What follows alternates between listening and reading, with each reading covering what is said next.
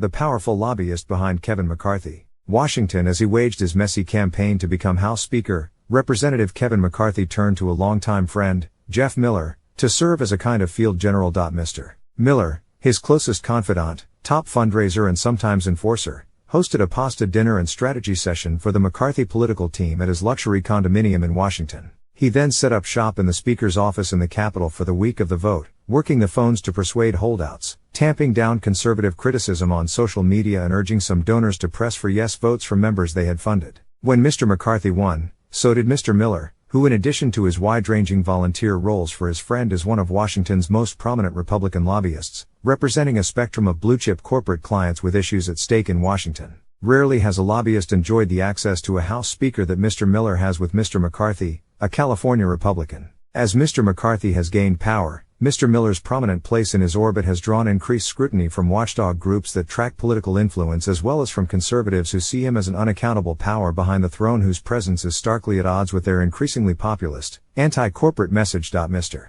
Miller's clients include Apple, Anheuser-Busch, Dow Chemical, General Electric, the Wall Street giant Blackstone, Occidental Petroleum, the drug maker trade group PHRMA, Elon Musk's SpaceX and other companies, some of them girding for scrutiny from Republicans eager to take on what they see as anti-conservative bias among woke corporations. Responding to a post on Twitter from a reporter who had spotted Mr. Miller headed into Mr. McCarthy's office during the early rounds of the vote for Speaker, when Mr. McCarthy was coming up short, Representative Matt Gaetz, the Florida Republican who was a leader of the opposition, tweeted, "McCarthy isn't even Speaker and the lobbyists are moving in after Mr. McCarthy became Speaker." Representative Vern Buchanan, Republican of Florida, confronted Mr. McCarthy on the House floor. He was furious, according to an ally of Mr. Buchanan, because he felt that Mr. Miller and Mr. McCarthy had quietly thrown their weight behind the successful rival bid for the chairmanship of the powerful Ways and Means Committee by Representative Jason Smith, a Missouri Republican with whom Mr. Miller is friendly. An associate of Mr. Miller's said he did not play any role in the battle over the Ways and Means chairmanship, but the perception among Republicans that he is already shaping the operations of Mr. McCarthy's House majority is a telling indication of how Mr. Miller's place at the intersection of power, money, influence and access has made him one of the most important behind-the-scenes figures in Washington. Mr. Miller declined to be interviewed, but he said in a statement that he worked hard with Speaker McCarthy's team during the Speaker's race because he's my friend and because Mr. McCarthy knows how to build consensus around an agenda and then how to implement it. Mr. Miller added, "I just want to be known as a guy who works hard for my clients and does right by my friends," adding that everything else is just noise. Mr. McCarthy also declined to be interviewed. In a statement, Drew Florio, a spokesman for him, said the Speaker and Mr. Miller are lifelong friends, and credited the lobbyist with playing a key role in aiding Speaker McCarthy's political fundraising operation, while stressing that his efforts were on a volunteer basis.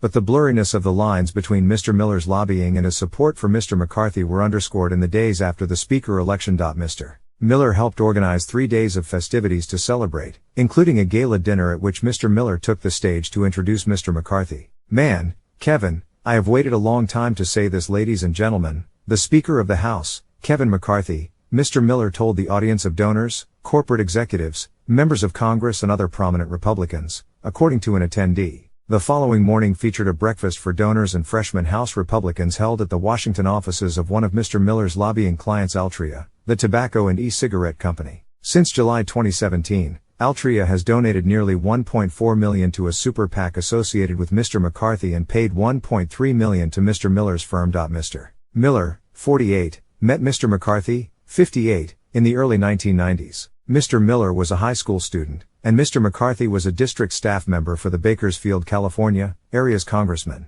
After joining the Naval Reserves, Mr. Miller took a job with the County Republican Party, where he worked with Mr. McCarthy and began ascending the party ladder in California. He became a lobbyist, developing connections to major donors and politicians around the country, including Governor Rick Perry of Texas. Mr. Miller moved to Austin and helped Mr. Perry build out a political operation that became the foundation for a 2016 White House bid. Mr. Miller served as campaign manager. When Mr. Perry bowed out of the race, he and Mr. Miller threw their support to Mr. Trump. After the election, Mr. Miller moved quickly to break into a Washington lobbying world that had been dominated by powerful firms with long track records and big names, but few connections to the incoming Trump administration. Mr. Miller was a finance vice chair for Mr. Trump's inauguration and helped guide Mr. Perry through the Senate confirmation process to become Mr. Trump's energy secretary. Within 13 months of Mr. Perry being sworn into office, Mr. Miller's new firm, Miller Strategies, had registered to lobby for 24 clients including energy interests for which he facilitated meetings with Mr. Perry and collected nearly $3.4 million in lobbying fees. It was an impressive amount for a small new firm, but it was only the start. Mr. Miller, who spends much of his time with his family in Austin, paid nearly $3 million for a 2-bedroom condominium at City Center, a location favored by the Trump set, that he would turn into the nerve center of what would become one of the leading influence operations in town. He began hosting fundraisers, donor dinners and gatherings that drew a rotating cast of Trump world operatives, McCarthy allies, journalists and other prominent figures, with a well-stocked bar inside and guests smoking cigars on an expansive private outdoor deck. Mr. Trump, Vice President Mike Pence and Mr. Perry were among his guests. According to Federal Election Commission records, Mr. Miller helped raise about $15 million for Mr. Trump's unsuccessful re-election campaign and the Republican National Committee in the run-up to the 2020 election. But he raised far more than that for other campaigns and committees, including those associated with Mr. Trump and Mr. McCarthy, according to people familiar with his efforts. Mr. Miller said in a statement that he spends about half of his time making fundraising calls for various Republican candidates and groups that I'm passionate about.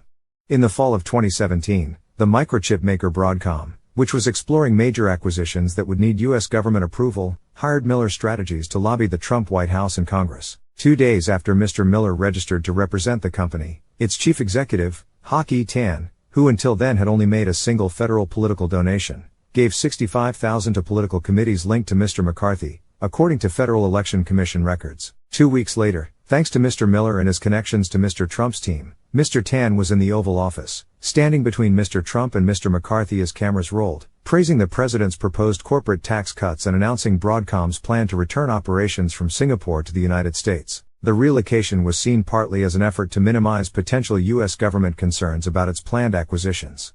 Thanks to you, Mr. President, business conditions have steadily improved, Mr. Tan said, as Mr. Miller stood unnoticed at the back of the room. After journalists left the room, Mr. Trump thanked Mr. Miller for his fundraising assistance.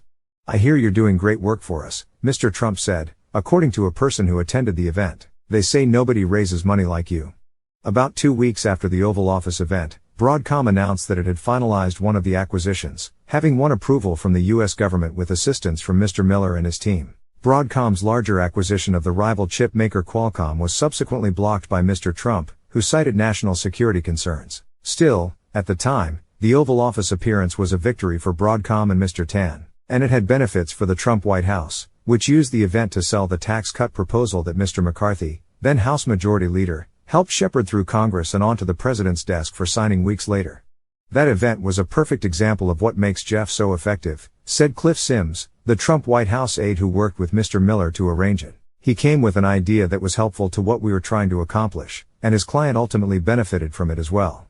Even as Mr. Miller established himself as one of the go-to lobbyists for influencing the Trump administration, he retained his close ties to Mr. McCarthy, with the congressman's political and government roles sometimes intersecting with the lobbyist's work. Mr. Musk, the billionaire technology entrepreneur, has been a donor to Mr. McCarthy for more than a decade, and one of his companies, the rocket manufacturer and NASA contractor SpaceX, has operations in Mr. McCarthy's hometown, Bakersfield, California. In 2020, Miller Strategies registered to lobby for SpaceX and has been paid more than $300,000 by the company since then, according to lobbying filings. One of Mr. Miller's lead lobbyists on the account, George Karam, had worked for Mr. McCarthy as a congressional aide partly on space travel issues. Mr. Musk, who had been interviewed by Mr. McCarthy during a donor retreat organized by Mr. Miller in Jackson Hole, Wyoming, last summer, and months later would acquire Twitter, declared his support last month for Mr. McCarthy's bid to become Speaker. Mr. Miller has also taken on hardball political tasks for Mr. McCarthy. As relations turned frosty last year between Mr. McCarthy and Representative Liz Cheney over her criticism of Mr. Trump, Mr. Miller quietly warned Republican political consultants to stop working for her re-election campaign in Wyoming or risk losing lucrative business from committees affiliated with Mr. McCarthy. Mr.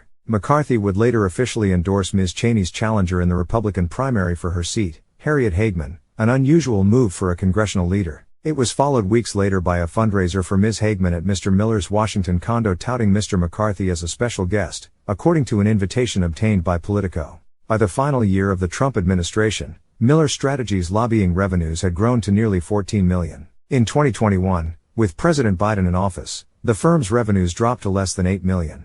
But Mr. Miller's connections to Mr. McCarthy's conference remained valuable for some of the world's biggest companies. In June 2021, a bipartisan group of lawmakers introduced a package of antitrust legislation targeting tech giants including Amazon and Apple, which had retained Miller Strategies in 2019. One bill was intended to loosen the control over the app marketplaces operated by Apple and Google. Another would have barred those platforms, as well as Amazon and Facebook, from giving preferential treatment to their products and services over those offered by competitors. Mr. Miller lobbied House Republicans against the bills, using the access he had built through fundraising to urge lawmakers to take their names off the bills as co-sponsors of Bold Ask. At a lunch at the private Capitol Hill Club, Mr. Miller pulled aside one Republican co-sponsor for whom he had raised money, Representative Lance Gooden of Texas. "He and I got into it, but, we weren't fighting or anything, we were just disagreeing," said Mr. Gooden. Mr. Gooden did not back down, but he said Mr. Miller is an effective lobbyist because he's a hustler and he was able to raise huge amounts of money for the Trump campaign, for House Republicans. And quote, "Mr. Miller is constantly on the phone working to get Republicans elected. And if he's not doing that, he's working for his clients," Mr. Gooden said. During the fight over the antitrust bills, Mr. Miller sometimes seemed to be doing both things at once. A few days after the bills were introduced, he stopped by a retreat he had organized for major donors to Mr. McCarthy's political operation at the Hay Adams Hotel, which featured a panel on the growing threat of big tech censorship. And quote, "Mr. Miller had conversations there with at least 2 members of Congress in which he described the bills as government overreach that would empower Biden administration regulators and do nothing to mitigate the tech platform stifling of conservatives," according to one attendee. Less than 2 weeks after the retreat, Mr. McCarthy offered what his office called a framework to stop the bias and check big tech, which echoed Mr. Miller's arguments. But Mr. McCarthy's efforts were not seen as much of a threat to the tech companies. Mr. Florio, the spokesman for Mr. McCarthy, said in a statement that the framework was the result of months of work between leaders of the conference, the House Judiciary Committee and the countless Americans whose free speech was silenced by big tech. Critics thought they detected Mr. Miller's fingerprints. The Fox News host Tucker Carlson asserted on his show, which is influential on the anti-corporate populist right, that Mr. Miller's lobbying for Amazon and Apple was one potential explanation for Mr. McCarthy's opposition to the antitrust bills. Mr.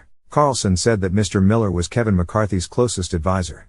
"Are you shocked that Kevin McCarthy is doing what his corporate clients want him to do?" He added, "Maybe you shouldn't be." The 2 bills considered most aggressive toward Mr. Miller's clients were never brought up for votes on the floor of the House, as technology companies lobbied furiously against them across party lines in both the House and the Senate. About 2 weeks before the midterm elections, Miller Strategies terminated its contract with Amazon's cloud computing arm before it was set to expire. Mr. Miller, a person familiar with his thinking said, did not like that his work for the company, a frequent target of tech critics across the political spectrum, was being wielded by detractors as a cudgel against Mr. McCarthy. Days later, Miller Strategies registered to lobby for more money for Oracle, which competes with Amazon's cloud computing products and has top executives with ties to Republicans. But Mr. Miller's role as a lobbyist for big tech is showing signs of becoming a flashpoint in a Republican Party increasingly split between a traditional pro-business wing and a populist right that is especially eager to rein in the big social media platforms and other corporations perceived as being sympathetic to the left. Last week, Representative Ken Buck of Colorado, who had joined Mr. Gooden among the co-sponsors of the antitrust bills in 2021, was passed over as chairman of the Judiciary Committee's Antitrust Subcommittee, where he had been the top Republican last Congress. Instead, the subcommittee will be chaired by Representative Thomas Massie, a Kentucky Republican who opposes government spending and intervention in the economy, while the full committee is chaired by Representative Jim Jordan of Ohio, a close McCarthy ally. Kevin McCarthy and Jim Jordan pretend like they're conservative warriors against big tech, when in reality they're doing big tech's bidding by stopping bipartisan antitrust reforms that would hold big tech accountable, said Mike Davis, a former Republican congressional lawyer who started a non-profit group that pushes for antitrust enforcement. Mr. McCarthy cares about keeping the lobbyists in Washington happy, Mr. Davis said last month on a podcast, highlighting Mr. Miller's work for Amazon and Apple and calling him the campaign manager for Kevin McCarthy's race for Speaker. But there is no sign that the criticism is hobbling Mr. Miller. Mr. Miller's firm has signed 6 new clients since the month before the midterm elections, including the Federation of American Hospitals and the PGA Tour. Miller Strategies announced last month that it had hired 3 new employees including Mr. McCarthy's political director, Stephen Ruppel, in anticipation of a surge in business. And shortly thereafter, an invitation was sent out for a fundraising dinner next week honoring Mr. McCarthy, with ticket prices starting at $50,000 and proceeds going to his political operation. On the invitation, obtained by Punchbowl News, Mr. Miller's name is listed above those of a raft of top Republican congressional leaders.